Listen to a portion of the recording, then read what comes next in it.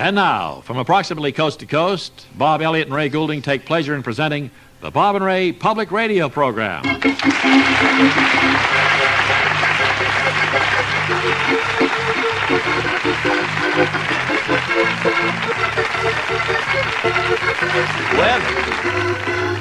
Webley Webster here used to... I used to play the organ when you were on that radio station there in New York. Biggest hit was Jealousy, I remember. Yes, sir. Big studio organ I used to play. And the longest introduction of any song. Not many radio stations have a big pipe organ anymore. They just have these little squirt things. Well, part of it's the financial thing, and these take up less room. You know, we're doing that. We want to welcome you to this Bob and Ray Public Radio Show, brought to you by our generous subscribers. Einbinder, the greatest name in flypaper. This year, more than ever before, make flypaper an important part of your life. And, of course, by Monongahela, the metal foundry that casts its ingots with the housewife in mind. We like to kind of think of ourselves as like a city desk at a newspaper, a place where different correspondents and reporters can submit their stories, and we go through them, pick out the best, and broadcast them.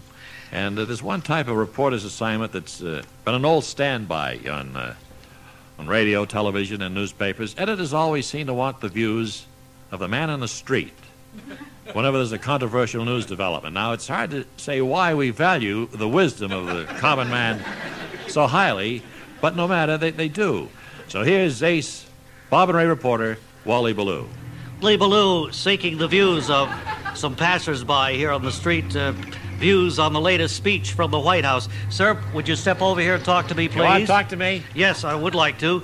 Did you hear the president's speech about the economy? Well, more or less. I was trimming the cat's toenails, but the TV was on in the other room. I could hear somebody talking, and the voice sounded familiar. It was the president, huh? Yeah, I recognize his voice from the other room. Well, now, we're getting the reaction of people like yourself to his address. For instance, the point about declining productivity being a major cause of inflation. Well, sure. Now, you take the laundromat on the corner. Now, their dryers used to give me 10 minutes for a dime. Now it's up to 15 cents, but they only run for 8 minutes. Right. Could you step over here where we don't get quite so much traffic noise? When the president spoke of productivity... Well, I understood him perfectly, and I agree. Now, you take the elastic in my shorts. It never gets dry in 8 minutes, so I'm stuck for an extra 15 cents, right? Yeah, I guess so. Now, the president also talked about cutting back foreign imports. Well, look, let me finish my thought on this productivity thing. See, my sister-in-law owns one of those donut shops where they got a machine in the window that makes the donuts. Well, I'm sure your sister-in-law has her problems with the economy, too, but what She's got no problems. I've got problems. I work there. I sprinkle the chocolate sprinkles on the donuts as they go by, see? Well, I know. We were talking about things like Japanese automobiles. Well, look, what I'm telling you is that my sister-in-law speeded up the machine last week, and I still get paid the same, you know? Now, is this justice? No, I suppose not, but... Does that mean you agree or disagree with the president about declining productivity causing inflation? Well, let me put it this way. In our parents' time, should a man like me, who's at the peak of his earning power, have to go around with damp elastic in his shorts? Did you say you heard the speech or not? Well, part of it from the other room. My TV's in the kitchen. But like I say, I was trimming the cat's toenails, and you don't want toenails flying around the kitchen. No, you don't. And I appreciate getting your thoughtful insight on the president's address. And this is Wally Ballou sending it back to our main studio. Thank you, Wally. I would like to welcome a new subscriber to our program, too, making their first appearance on radio.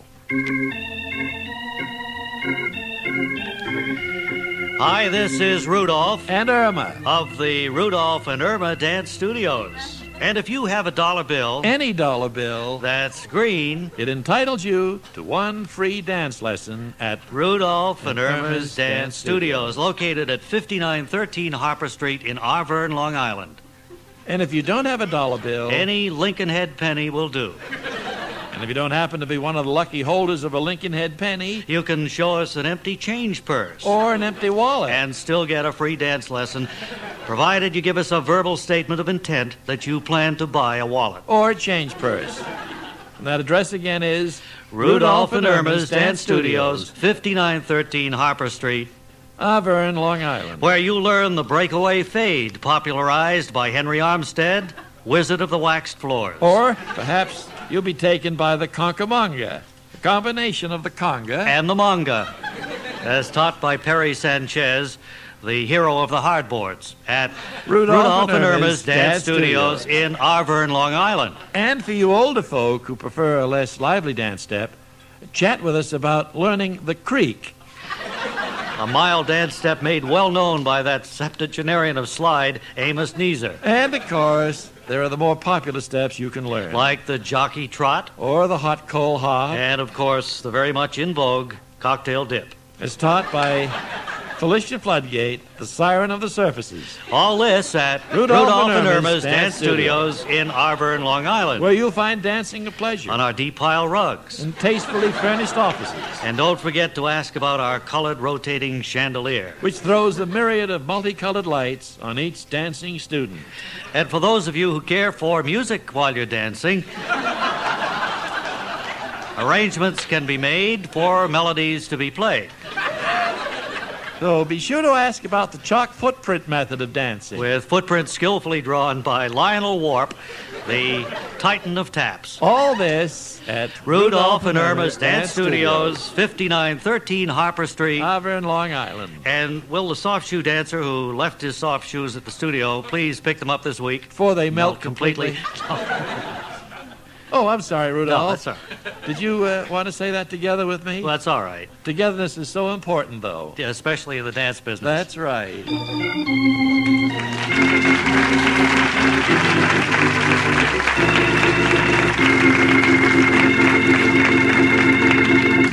Well, now we're in for another nostalgic interlude as we welcome Ralph Flinger to our microphone. Ralph is better known to most of you as Mr. I Know Where They Are.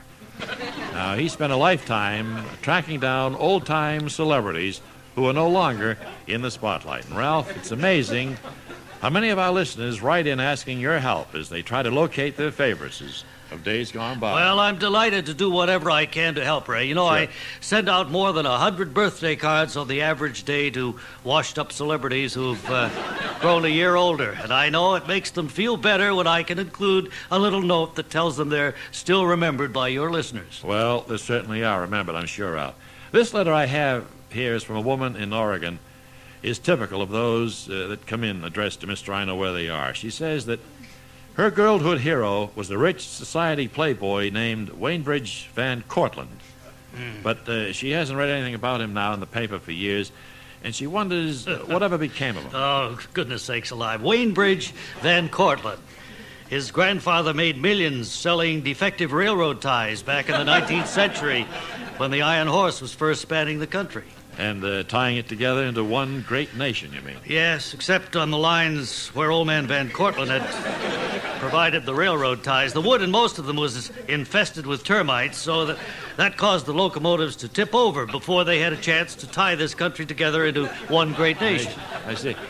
But, of course, Wainbridge Van Cortlandt wasn't responsible for any of that. No. That swindle of his grandfather's happened long before his time.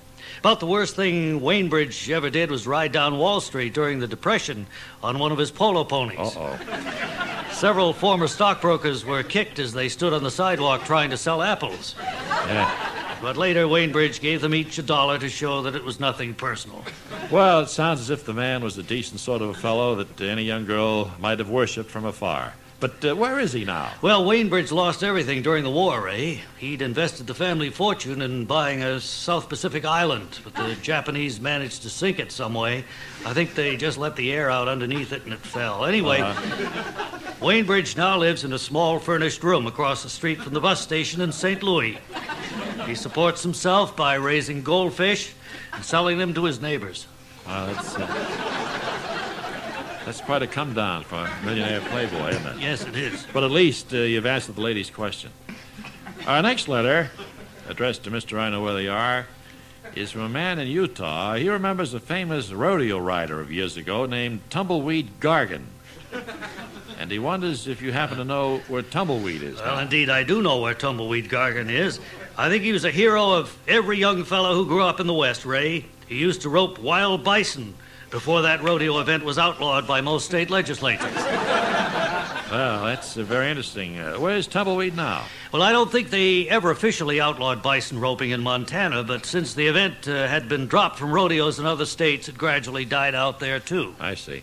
Well, what about Tumbleweed Gargan? A lot of people claim that bison roping constituted cruelty to animals. I don't know why they still have calf roping in rodeos, and calves are similar to bison except that they're not as woolly. Yeah, I guess that's true.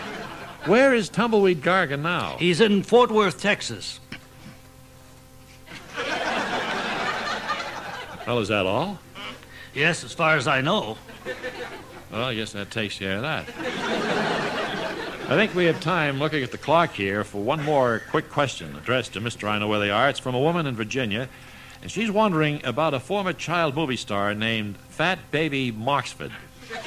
She thinks he was a member of the group that called themselves the Little Cut-Ups. Oh, yes. Not people remember that. Not many people do, but Fat Baby Moxford was one of the original Little Cut-Ups. He was later replaced, I believe, by Pinky Luling. Studio had to drop Fat Baby around 1927 because he stopped being a baby, even though he did manage to remain fat. Well, that should give the listener who wrote in a lot of good background information. But what she really wanted to know is what became of Fat Baby Marksville. Well, he's now the president of a large corporation in Palo Alto, California that deals in computer software, Ray. And I think that's really quite a tribute to his ability. Imagine it's quite difficult for a middle-aged man to get to the top of the business world when his name is Fat Baby Moxford. Yes. I'm sure he'd have to put forth extra effort to prove that he had what it took, particularly in computer software. So just let me thank you for answering the lady's question, and also those of our other listeners. Oh, I was delighted to do it, Ray. Chatting about all these old people helps keep me young. Goodbye. Bye.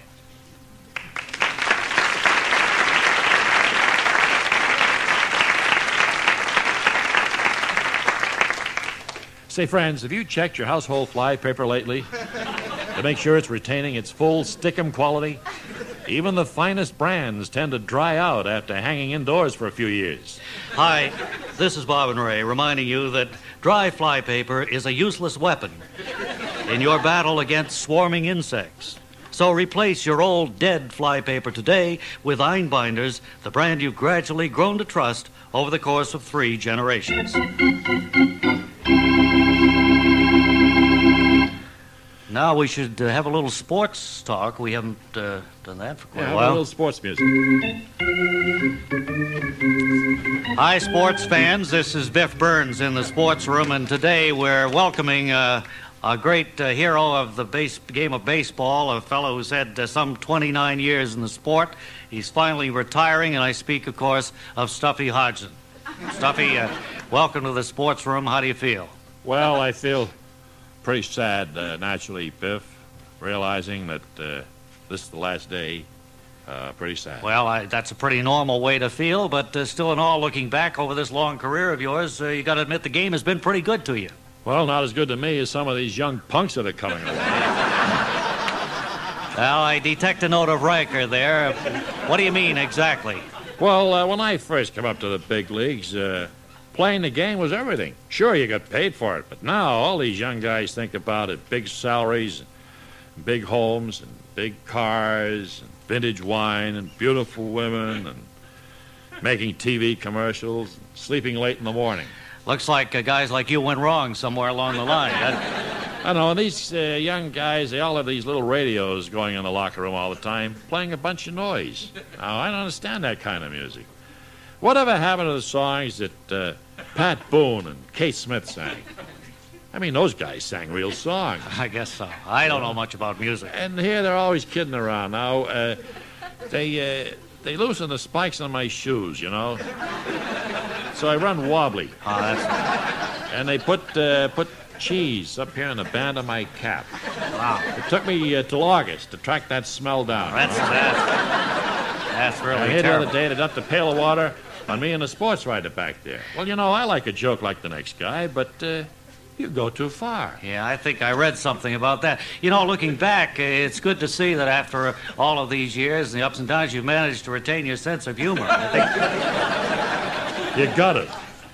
I know that you're one of the most important speakers on the sports banquet circuit. I guess you could go out and appear at those things 5-6 nights a week if you wanted to. Give us one of the stories that you tell at those affairs that Sure. go over so well. Well, when I first came up to the big leagues, I was just a kid, of course. And my first time at bat, I'll never forget. They had the big guy out in the mound, the big left-hander. Do you remember him? I remember him well. Well, he was throwing real smoke that day. I couldn't see the ball. And the umpire behind the plate was a great big guy. Do you remember him? No, I don't remember. Well, anyway, the third strike goes by me, and the umpire says, "You're out." So I was nervous, and it was the first time up. I took my bat, and I threw it straight up in the air. And the umpire, he took off his mask, and he came over to me, he says, "Young man," I was a young man then, he says, "Young man, if that bat comes down, you're out of the game." That's the anecdote. Yeah. No wonder you're so much in demand at those. You know, I know that you also developed a reputation for not looking after what you ate or drank or how much. Still in all, you seem to be in pretty good physical condition. How do you account for that stuff? Well, I wouldn't buy any stock in what you just said. You wouldn't? No, the worst thing to happen in this game is this artificial turf. You know, it's like playing the game on a billiard table. You're back there to make a play, the ball takes these crazy hops, jumps up and hits you here in the clavicle. No, you got to dig in and play it. If you're going to win this game, you got to dig in, you got to make that play. And that goes for both teams, irreversible. Stuffy, do you think now they're going to retire your number? No, they got some young punk wearing it out there now. Well, I see the mayor and Whitey Ford and George Burns coming into the dugout for the retirement ceremony, so I'll just say thanks a lot and wish you a lot of luck. And this is Biff Burns in the sports room saying until next time, this is Biff Burns saying so long.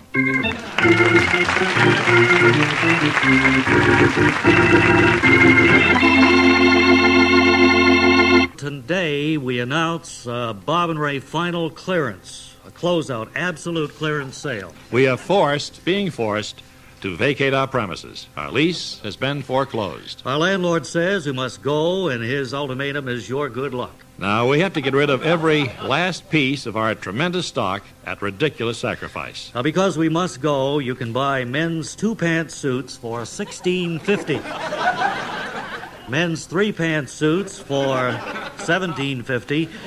And men's four-pant suits for $18.59.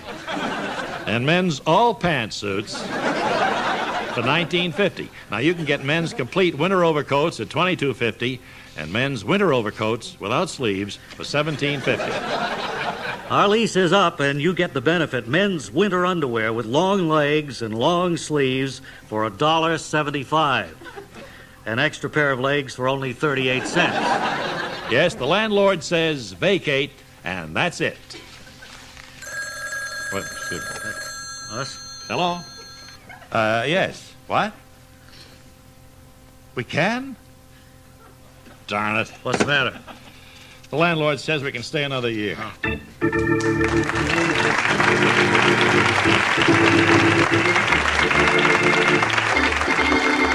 And welcome now to The Big Scoop, the program that pays tribute to the outstanding accomplishments of the nation's working newspapermen. And here at our news desk, prepared to tell you about this week's Big Scoop Award, is our Big Scoop editor, Big Fred Scoop. Thank you, Norman, and welcome to The Big Scoop. Now, this week's handsome award, suitable for framing, together with a certified check for $15, goes to Millard L. Peavy, the crime reporter for the Kenosha, Wisconsin Star-Tribune and Morning Throwaway. It was only a little more than a year ago, on March 14th, 1981, that Millard Peavy's career took a sudden turn when he was called into the office of his managing editor. Peavy, I've been wanting to speak to you personally because I plan to clean out some dead wood around this office. Naturally, you'll be the first to get the old heave-ho. Unless you can explain what you've been doing the past few weeks. You haven't written a story for this paper since you covered the Eastern Star rummage sale on Lincoln's birthday. What have you been goofing off over since then? Well, actually, Chief, I've been working night and day on the story that could become my big scoop. You remember Big Daddy Gumbert, the guy who was sentenced to life in 1971 for hijacking a truckload of peach cobbler and killing the driver? Well, I'm convinced he didn't do it, Chief. And I'm out to prove that an innocent man is rotting in prison. Well, I can't believe you're serious. Peavy, I remember the Gumbert case very well. The police found bits of stewed peaches on his shoes. Besides that, he dropped his driver's license and 5 credit cards in the cab of the hijacked truck when he abandoned it. His trial only lasted a half hour before he was found guilty. Well, that was only because he signed a full confession, Chief.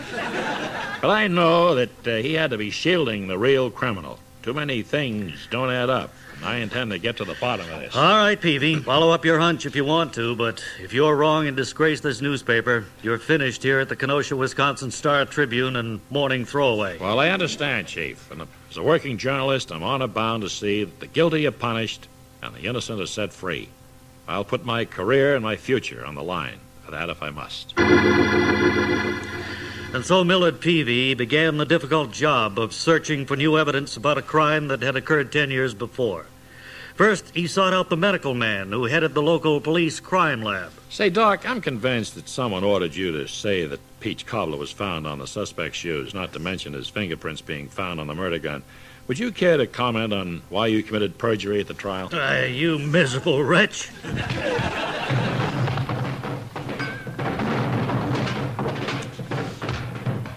Next, Peavy chatted with the retired police chief, who had been in charge of the force at the time of the Gumbert case. Hey, Chief, it strikes me as quite a coincidence that you suddenly found you had enough money to retire only 4 years after Big Daddy Gumbert was put away for a murder he didn't commit.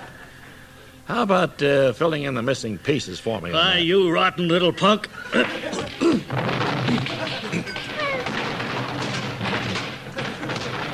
Finally, Peavy went to the man who had been the prosecuting attorney in the Gumbert case and had since gone on to become governor of the state. Say, Governor, I'm sure that you know your political career will be finished once I break the story on your crooked double-crossing background.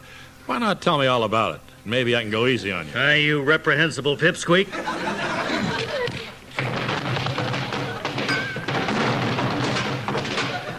Armed with the facts, Millard Peavy returned to face his editor. Sorry it took a few months longer than I expected, Chief, but you run into a lot of dead ends digging into a story like this. After all these years, the people involved were still determined to protect each other, and it takes a long time to chip away the alibi. I understand, Peavy, but it was well worth the time if this paper can break the story that Big Daddy Gumbert is in prison for a crime he didn't commit. Well, I'm afraid you'd better not run a story like that, Chief. This one I just wrote is safer. It's got all the documented facts in it to prove that Gumbert was guilty as sin. Now, I don't know why I ever thought he might be innocent, but at least I can save you the trouble of firing me. Here's my concisely written letter of resignation. I've done my duty as a journalist, and now I'm finished. And so it was that Millard Peavy capped his long journalistic career with a fine job of investigative reporting that proved how our criminal courts had convicted a guilty man. Peavy now operates a shoeshine stand in the Kenosha bus depot. But at heart, he's still a newspaper man, and one whose story we've been privileged to tell here on The Big Scoop.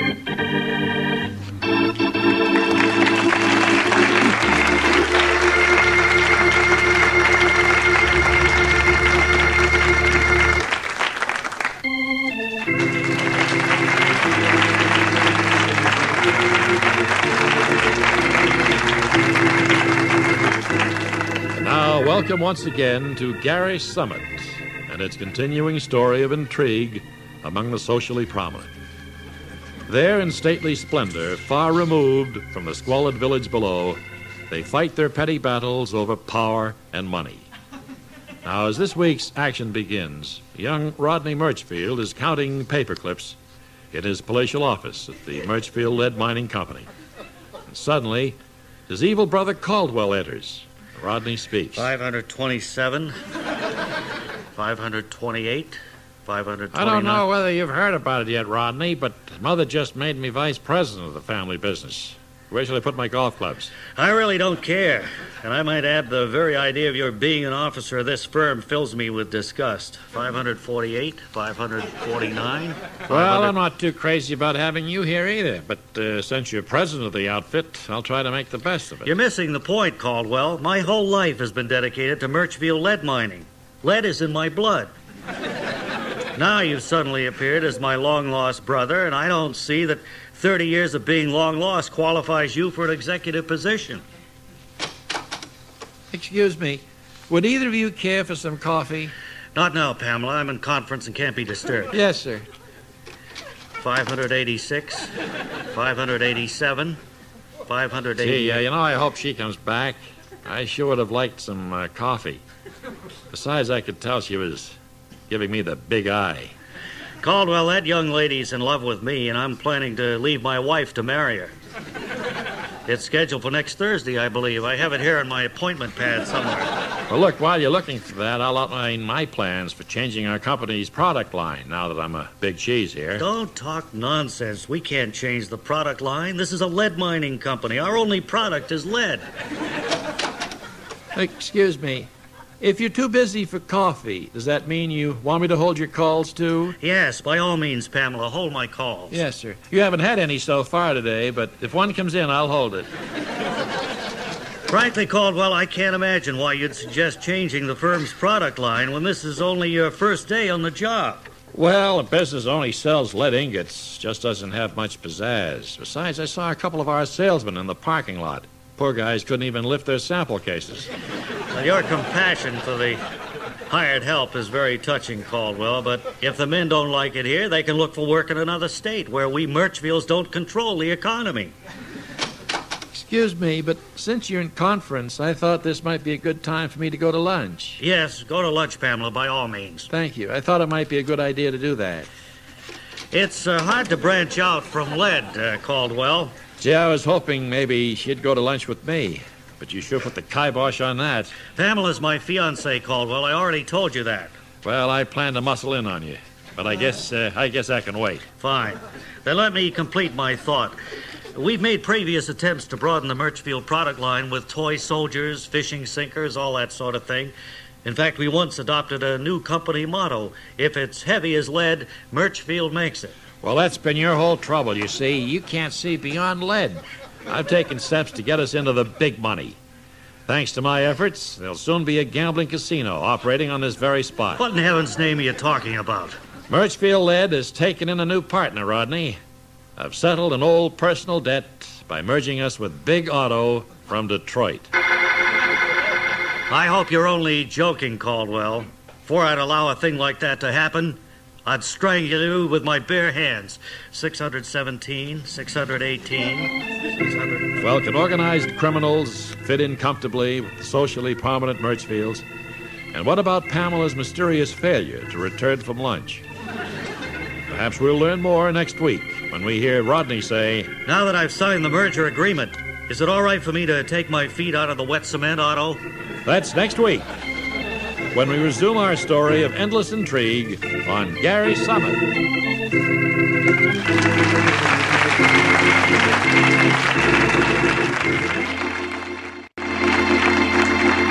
Say, here's good news for you homemakers. You're well aware, I'm sure, that extra shiny steel ingots have been in short supply this season at your Monongahela Metal Foundry showroom. But now we're happy to say that supply has nearly caught up with the tremendous demand. You may still encounter a limit of 3 ingots to the customer in some scattered areas. But in most places, your Monongahela agent will be happy to sell you as many as you need to replace those old worn-out ingots you've been forced to use during the shortage. So stock up today while there's a good selection. And now, from approximately coast to coast, it's the Bob and Ray Public Radio Show.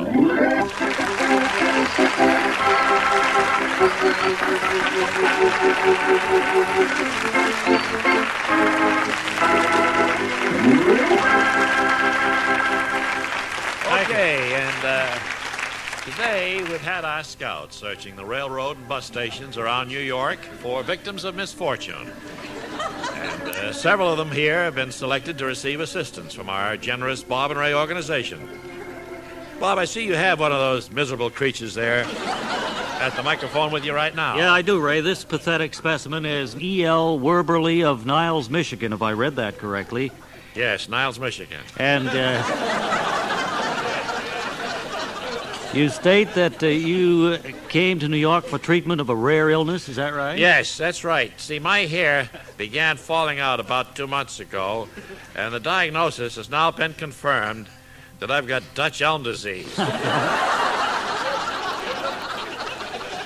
I'm told that's quite unusual among humans and would be hard to treat in a community as small as Niles, Michigan. Well, we've got a tree surgeon there, but all he could suggest was sawing off a few of my limbs to see if the condition would clear up. Of course, I'd prefer not to have that done. Well, don't you think it might be better than going around with that forestry department sign nailed to your shirt? Well, I'm beginning to think it might. I'm not contagious to humans. But here in New York, the rare disease specialists all seem to have their offices close to Central Park. Yes, they do. And the police won't let me go into the neighborhood because I might kill the trees. Well, you've certainly become one of society's outcasts, and to cheer you up, our generous Bob and Ray organization wants you to have this fine 3-speed hairdryer. Use it in good health, sir. Are you trying to be funny?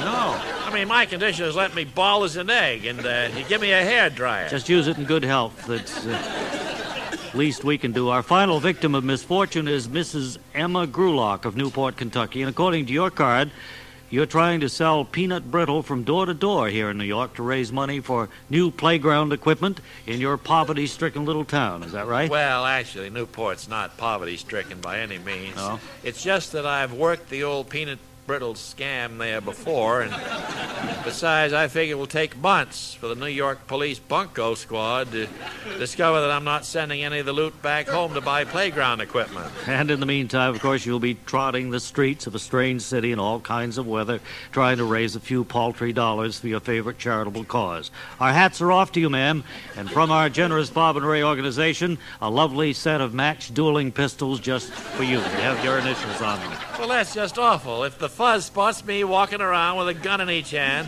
they'll nail me for something a lot worse than petty fraud. No thanks are necessary, ma'am. It's just our way of paying tribute to your unselfish efforts. And now, back over to Ray at the main anchor desk.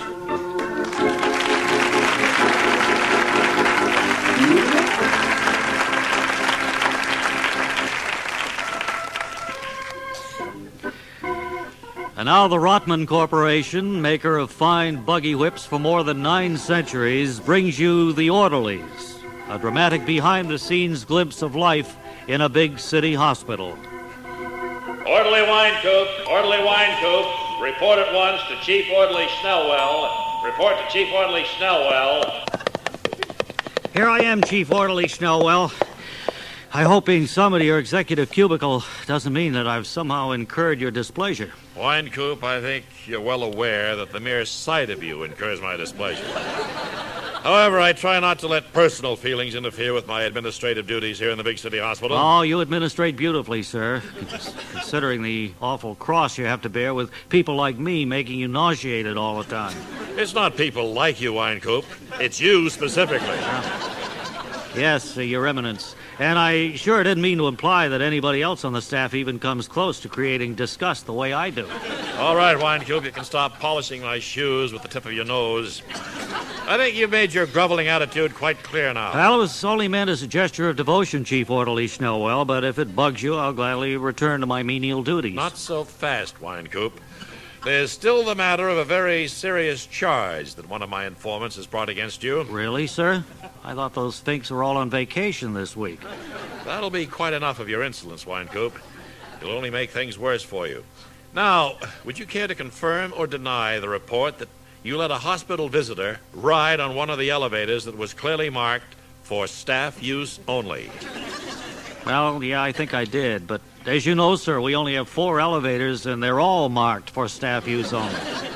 Are you trying to tell me that you assumed an error has been made in the posting of hospital regulations, so you just decided to ignore them? Oh, no, sir. I'm convinced that all 4,000 of our regulations were composed by far wiser people than I, but the person I let on the elevator was a little old lady trying to visit her son on the 18th floor. If I'd made her walk upstairs, she might have collapsed. I see. So you thoughtfully prevented her from collapsing, which also prevented her from spending at least 24 hours in the hospital's intensive care unit. Gosh almighty, Chief Orderly Schnellwell, I didn't even stop to think that my simple kindness might cost the hospital hundreds of dollars in lost revenue. Winecoop, failing to stop and think seems to be the outstanding feature of your career as an orderly. Was it your assumption that we force visitors to walk upstairs just for the fun of it? Well, we do a lot of cruel things to people here just for the fun of it, so I thought it might be that way with making people walk upstairs, too. But I realize now I've been a silly little fool. Any rookie should have known that the elevator rule was for the financial benefit of the hospital, but that little old lady was just standing in the lobby whimpering, and I didn't have the backbone to deal with her. I just no good, that's all. Now, Winecoop, there's no need to blubber. After all, we have scuffles with visitors every day who try to fight their way onto elevators. And I'm afraid a few of them actually make it, just because there weren't enough off-duty orderlies who volunteered to police the lobby. You know, I think I'm getting the message that there might still be a way I could atone for my terrible blunder, sir. And I just want you to know that I'm going down to that lobby as soon as I get off duty and defend those elevators against the general public with my life. The more old and feeble an enemy is, the harder I'll hit him. Winecoop, I sense a tone of ruthlessness creeping into your voice. That just could mean that you have what it takes to make a first-rate orderly after all.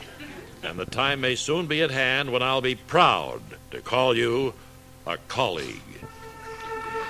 And so, utilizing brutality learned through long experience, the hospital orderly contributes his bit to medical science. Join us next time when the Rotman Corporation, maker of fine buggy whips for more than 9 centuries, will bring you another dramatic story of the orderlies.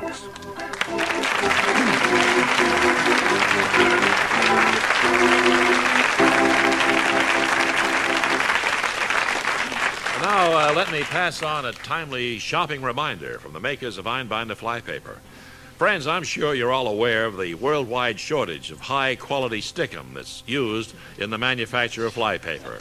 Prices have been skyrocketing by the embargo on glue from Cuba, the banning of exports from the Philippines, and the failure of this year's crop in Poland. And now that you're being urged to help fight inflation by limiting your purchases of flypaper, and you'll want to be sure you're getting the very best. So always ask for genuine Einbinder flypaper, the brand you've gradually grown to trust over the course of 3 generations. Buy a small amount today. Several weeks ago, we designated East Padue, Montana as a Bob and Ray Honor City. And today we learned that the mayor of East Padue is in town, and we invited him here to chat with us and tell us what's happened since the city received that high honor. Welcome to our microphones, Mayor Ferdy Grosvenor. Hello, Mr. Goulding. Mayor Grosvenor, tell us what happened the day we named East Padue our honor city. Well, there was a sign hung over the street that said, "Welcome to East Padue, home of grated cheese." So we took her down right after we was named an honor city, and we had Luella Banks sew in a caret mark before the word home. Then she sewed in the word honored on the bias. Making it read, "Welcome to East Padue, honored home of grated cheese." Right. But it looked kind of makeshift, so we took it down and burned it. I see. There was a lot of cutting up the day of the honor, though. Doc Markwell, the druggist, filled a lot of prescriptions wrong. Jay Fitzer, the mechanic, went crazy with his grease gun, and he really had have any changes taken place, Mayor Grosvenor? Yes, because of the publicity East Padue got when it was named Honor City, a lot of industry was attracted to the area. Well, I'm happy to hear that, Mr. Mayor.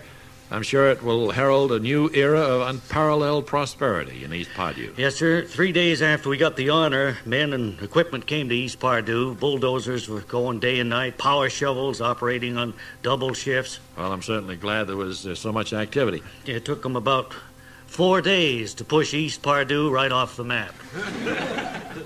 You mean East Padue is gone, Mr. Mayor? That's right. It was pushed in a big jumble, a heap, you might say, down near the banks of the Washington River. And East Padue? It ain't called East Padue anymore. It's called Fever City because of all the activity going on there.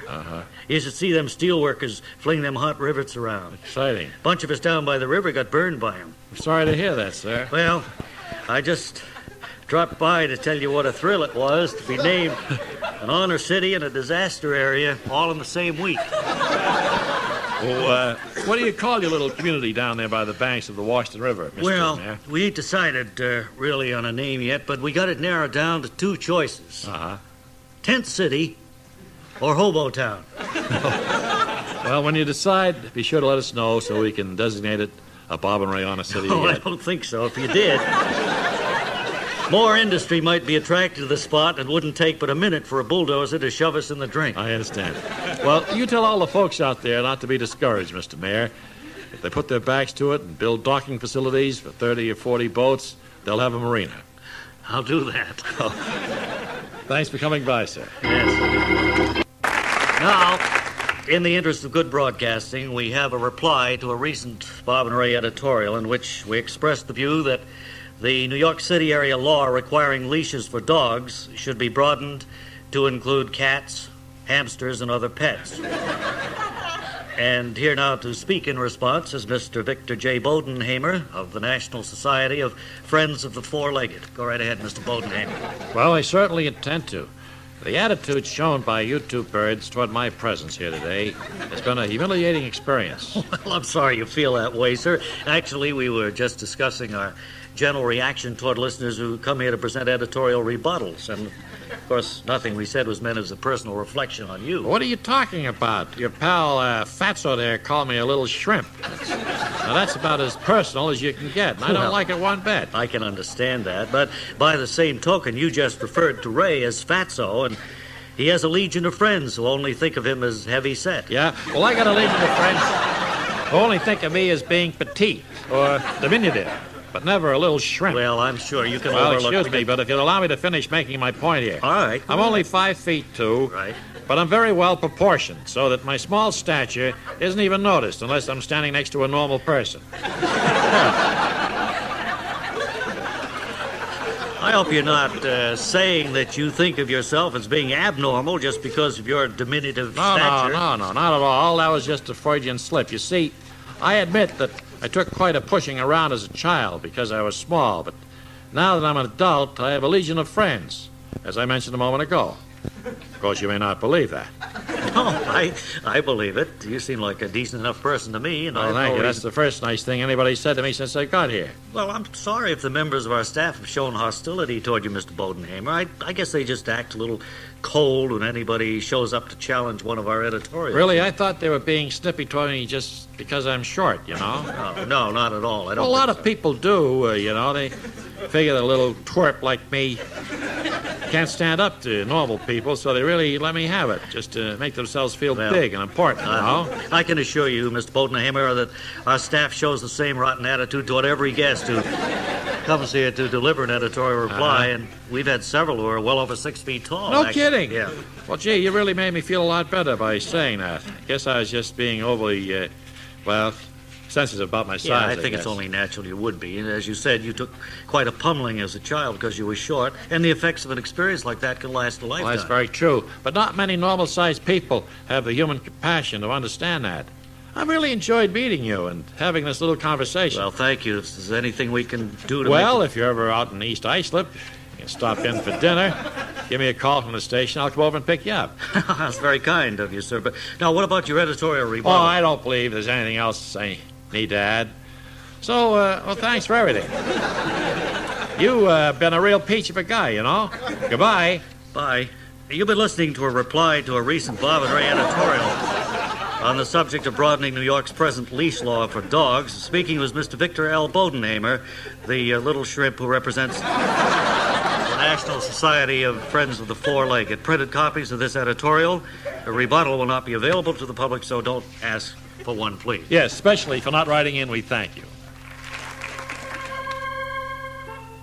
And now we journey again to Gary Summit and its unfolding story of intrigue among the socially prominent.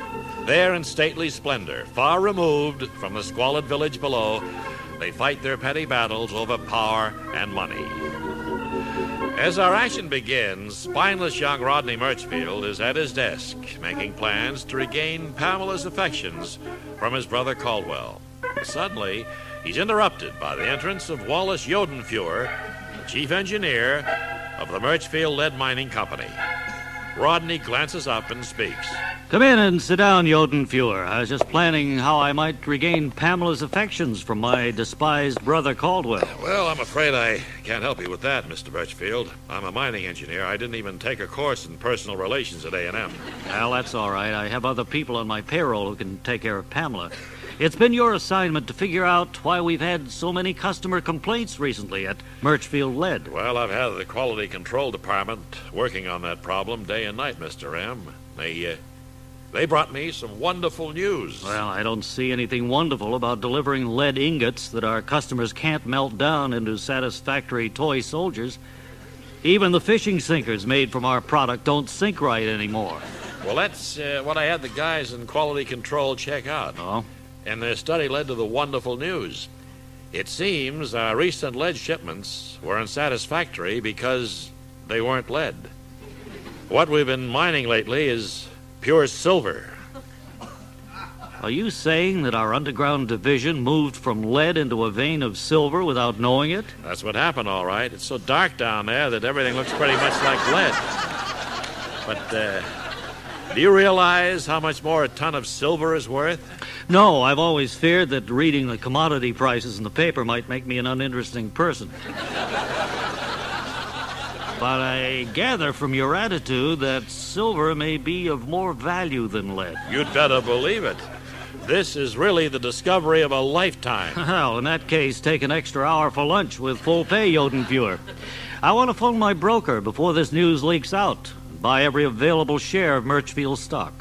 In the meantime, I suggest we keep this our little secret.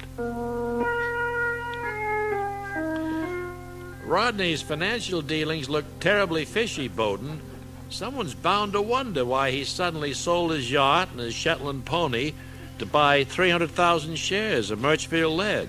Well, of course, his yacht is really a converted aircraft carrier, Agatha, so speaking as your attorney, I don't think there'll be any question about how he raised the cash. Well, that's not really the point. The company's profits are down, but Rodney's buying all the stock he can. So he must have guessed what we already knew, that they've struck silver in the South Tunnel. I suspect you're right, Agatha, and it was pure chance that Chief Engineer Jodenfuhr called me with the news. For some reason, he'd gotten an extra hour for lunch, and he was calling up some old friends. Well, see that the man is fired for goofing off to make personal calls, and then buy as much Birchfield stock for my own account as you can get your hands on. Very well, Agatha, but I'm not sure that's a good idea. It's against the law for corporate officials to buy company stock when they have inside information like this. I just hope the authorities never find out what you're doing. So, how do I give you my evidence, Federal Prosecutor Lurtle? Just speak into this microphone? That's right. You already said that your name is Caldwell Birchfield and that you're related to those you're tattling on. Well, I don't think of it as tattling. It's just being a good citizen. What would you do if you learned that your mother and brother were both illegally using secret information to clean up on the stock market? Well, I don't know, but I probably wouldn't send them to jail. Of course, I wouldn't have anything to gain if I did, but all you need to do is to get your relatives in the slammer, and you'll become president of a $5 billion company. Congratulations, Fink. Will Caldwell succeed in taking over Birchfield Lead by putting Rodney and Agatha behind bars? Can Chief Engineer Jodenfuhr succeed in finding a new job with nothing but a letter of reference from a convict? And what about Rodney's secretary, who may have overheard everything? Perhaps we'll learn more next time when we hear the judge say, I'm dismissing the case. This stuff turned out to be lead after all. That's next week when we resume our endless story of intrigue on Gary Summit.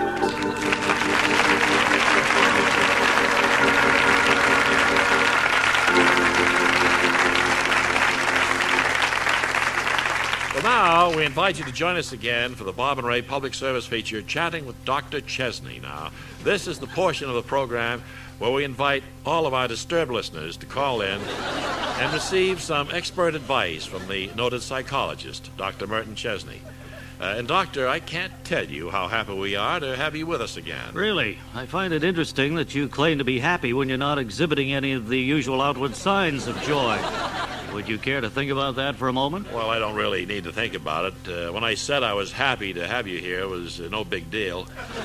I just said it to try to make you feel welcome. Well, I assumed as much. And do you know how the rage builds up inside every time you say something just to please another person? I assure you there's no rage building up inside me, Doctor. Now, we could just move along You're clenching your fists, and your face is flushed. I'm afraid those are clear signs of suppressed anger. Hey, knock it off, will you? Take the first call. All right. If you don't want to become a well-adjusted person, that's your business. I'll just pick up line 1 here. Hello, you're on the air with Dr. Chesney. Hello? I live in a large city in Pennsylvania, and I'm afraid to go out and shop in my neighborhood store. Oh, yes, that's agoraphobia. No, it's Pittsburgh. Well, I had the same problem when I lived in Cincinnati. So I don't think that's the cause of it. No, I'm sure it's a fear that follows you wherever you go. I suppose this feeling you get in stores is a panic that you may faint or even have a seizure. Well, it's panic, all right, but not like that. Well, suppose you describe exactly what happens, no matter how bizarre it may sound. Well, see, I'll be pushing my cart down an aisle, perfectly natural, stuffing things in my pockets and under my coat. And then I'll see the store manager watching me and starting to reach for the phone. And out of nowhere, I get this scary feeling that I'm going to be locked up. Well, then, as you may have guessed, it's claustrophobia. Maybe you're right. But the Pirates play here, so I always assumed it was Pittsburgh. Well, I'm sure the insight you've gained from our little chat will help you work that out. And let's move on to another caller in need. Hello, you're on the air with Dr. Chesney. Oh, I'm so glad I got through to you, Doctor. I have a terrible problem with sneezing fits every year, and my family physician says they're caused by my emotions. I assume he didn't make that diagnosis until he'd ruled out allergies. Oh, I've been through every kind of test, and then I had the cat's fur shaved off, and then I even had my husband take the feather out of his hatband, and nothing helped. I'm just a wreck. Well, a change of scenery is often helpful in cases of hysteria like yours. Maybe an ocean cruise or something of that sort. Well, I just can't pick up and leave on a cruise. We have 500 acres of ragweed here in the farm to be harvested. Well, I'm sure you could find a hired hand in your local Yellow Pages to help with that, but giving business advice is not the job of a psychologist, so I'll have to move on to another caller. Hello, you're on the air with Dr. Chesney. Hello. I'm a 43-year-old tradesperson who tends to have a lot of hallucinations. That's why it's hard for me to tell whether the people who are holding me hostage in this old sawmill are real or just figments of my imagination. Well, a chemical imbalance in the brain can sometimes make imaginary events seem very real. Yeah, that's what I kept telling myself the whole first week. But then one of the guys hit me on the head and I got a big bump. That's when I decided maybe it was really happening. No, let me assure you that the body responds to messages received through the nerve system, so if you thought you'd actually been struck, it's merely a case... Look, one of them just caught me using the phone. Now I'm in touch for sure. No, I don't think so. See, putting an element of danger into one's fantasy is just a way of punishing yourself for some imaginary wrong you committed in childhood. You can see that, can't you? I'm sure. Hello? Hello. Well, apparently he isn't motivated to continue his treatment just now. So I'll be signing off by saying this is Dr. Merton Chesney wishing you all good luck and good emotional stability.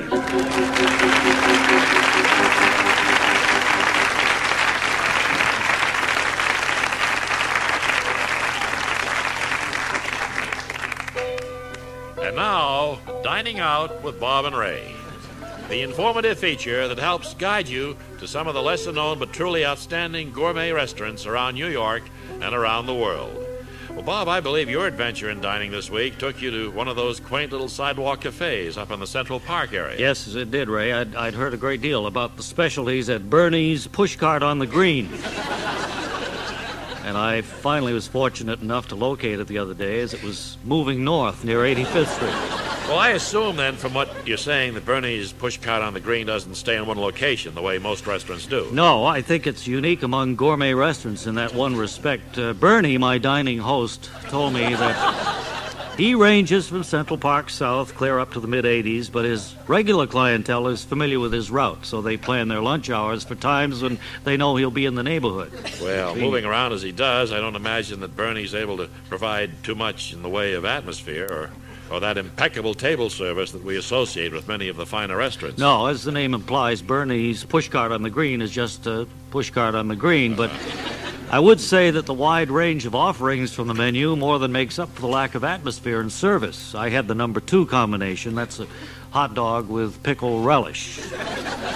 Bernie also offers his famous hot dog with mustard, hot dog with ketchup, or hot dog Chateaubriand. That's served for 2 with sauerkraut. Well, I suppose you can also get a plain hot dog with nothing on it if you prefer. No, I don't think you can. But with all the succulent relishes offered by Bernie, I don't imagine the absence of a plain hot dog from the menu will bother anybody. Only word of caution I might offer is that it's still a little too early in the season to enjoy an evening dinner at Bernie's. It gets chilly in the park after the sun goes down. Of course, all the muggers and the weirdos come out after dark and don't really want to be there. From the way you've described Bernie's pushcart on the green, I think that luncheon would be the best meal to enjoy there, at least until we're well into spring. Now I know we both have plans for dining out in the week ahead as we search for more little-known but truly fine restaurants around town.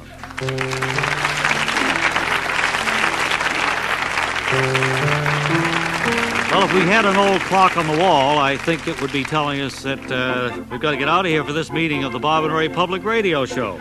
It was produced for the Radio Foundation by Larry Josephson, who's not at all sure an educated consumer is his best customer.